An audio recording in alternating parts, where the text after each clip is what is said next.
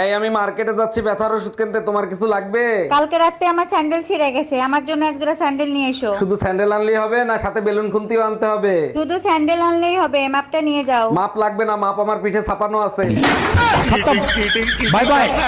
ভাইজান একটা বিপদে পড়ছি, একটু হেল্প করবেন? অবশ্যই হেল্প করব, বলেন কি করতে হবে? আপনার ভাই বাসায় নাই, আমার 1000 টাকা লাগবে, কালকেই দেব। ভাবি এক কাজ করেন, 2000 নেন, আজকেই দেন। আমি টাকা ফেরত দেওয়ার কথা বলছি।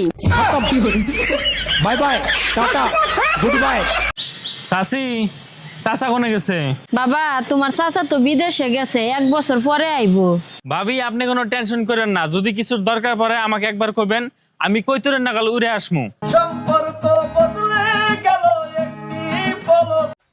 ও বৌদি, শুনলাম তুমি নাকি হাত দেখতে পারো। হ্যাঁ পারি মোটামুটি। বলছি বৌদি, আমার হাতটা দেখে বলো না আমার বাচ্চা কবে হবে। ও তা বলি ঠাকুরপো, তোমার বিয়ে ক মাস হয়েছে?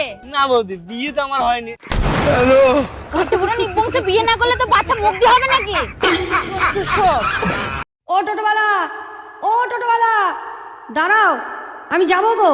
কোথায় যাবেন? রথবাড়ি বাজার। ভাড়া কত গো? 10 টাকা, 10 টাকা, উঠুন। ও টোটোওয়ালা, তোমার বাড়ি কোথায় গো? মুখে বলবো না গান গেয়ে বলবো? জানো আমার ঠাকুমা বলতো বোর কাছে টাকা পয়সা রাখলে ঘরে লক্ষ্মী আসে। হ্যাঁ, ওসব ঠাকুমার সময় চলে গেছে। এখন যদি বোর কাছে টাকা রাখি তাহলে বাড়িতে পার্সেলের পর পার্সেল আসবে।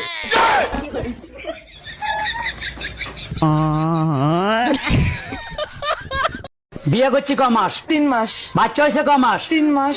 3 মাসে কি বাচ্চা হয়? কার বাচ্চা লইয়া আইছো? তুমি এসব কি বলতেছো? তো বুঝে গেছে, এখন কি বলি? কিসে মিনমিন করে কি খাও? না না কিছু বলছি না। তোমার কি কি হয়েছে আমাকে বলো তো। আমি সব যাই না গেছি, আমি এতদিন বোকা ছিলাম, এখন বুদ্ধিমান হয়েছি। মানে কি? 3 মাসে বাচ্চা হয় না, বাচ্চা হয় 9 মাসে। আরে আমিও তো বলি 9 মাসেই বাচ্চা হয়, তো বাচ্চা তো 9 মাসেই হয়েছে। কেমনে?